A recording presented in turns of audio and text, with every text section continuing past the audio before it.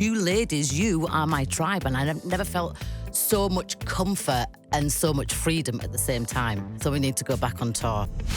It's a mini Spice Girl reunion tonight because I am joined by Scary herself. Scary Spice, Mel B, hello. Scary Spice and Baby Spice. How are you, my darling? I'm good. You know what? I feel like I haven't seen you for ages. I But know. then it feels like I just saw you yesterday. Well, because we talk all the time, but we just don't physically see each other. I know. Do you know what's hilarious? Go on. What are you wearing today?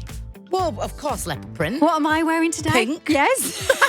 We're always working on the brand, baby. Representing. Do you know what? And I've had Representing. these boots for 25 years. I know, I remember those boots. Yeah, yes. Obviously, a big time for us in the 90s, and 2024 marks the 30th anniversary See, when you say that, don't you feel of the really Spice Girls. old? No! I do. We've got young spirits. Well, I'm definitely a child at heart, Yes. and that's never going to change. We know that. But saying that, we are the youngest of the group. We are. Yeah. Isn't that feels good? It does feel good. We're Exactly. always going to be the youngest, Mel.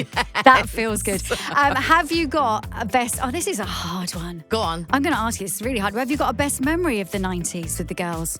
With us? With me? I think all of us, we had a cracking time. And I don't think there's one particular moment, apart from meeting Nelson Mandela and meeting, Harry and William and representing touring all our over country. The world.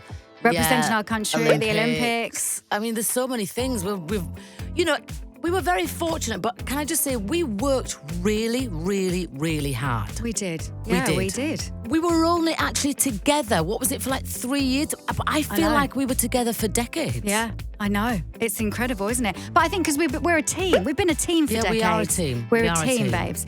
One of my favourite memories, all of that, obviously, incredible. But I used to love it when we were on tour and then we'd come off stage and me and you would either get dressed up in heels and a dress or a beanie and like tracksuit bottoms and a crop top, or we wear all tie-dye and we'd go out clubbing. Yeah. They were the best times. See, it's not like it is these days, is it? Now, this is what you're here to talk about. Go it's on. incredible. Your book. Oh, yeah, I've re-released it. You've re-released it. With I've 3 read the new new chapters. chapters. Yeah. Absolutely. I read it a long time ago and then I've read the 3 new chapters. It's called Brutally Honest, which I would expect nothing else from you, Melanie.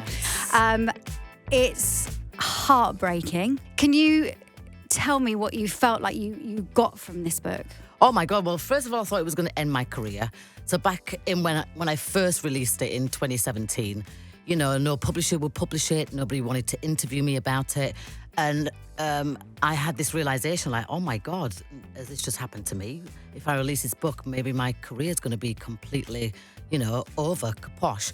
And if it wasn't for Louise, who wrote the book with me, and Phoenix, like saying to me, you have to release this because you can help other people. The statistics are just terrible. So I'm glad that I released it. And now I've re-released it again with 3 new updated chapters because I wanted to show the journey that you have to go through when you've left such abuse like that. It doesn't just affect you, it affects your kids, your friends, your family.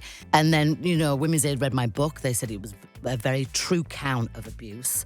And I became patron of Women's Aid, so I get to talk to survivors. I get to be their voice because not a lot of survivors in the public eye want to even talk about this stuff, where I'm the champion for it and I'm not going to stop because it predominantly happens to women. It happens to men too, but it predominantly happens to women. As you said, with Women's Aid, I mean, what a voice to have. You, so powerful, so brave, because you said earlier they weren't going to publish the book.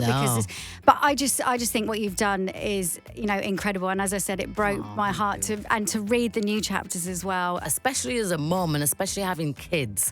We need to educate our kids what a healthy relationship looks like. Absolutely. We need to educate ourselves and our family and our friends because the epidemic isn't going to be going anywhere unless we do something about it. Absolutely. And I think you've been through so much, and I know this as well, but something that really came across in the book is when you are on stage, I love to say this, with us, it really comes across in the book that is your happy place. Oh, That 100%. is your free place. 100%, because I'm there with my badasses to my right and to my left, and I found my tribe.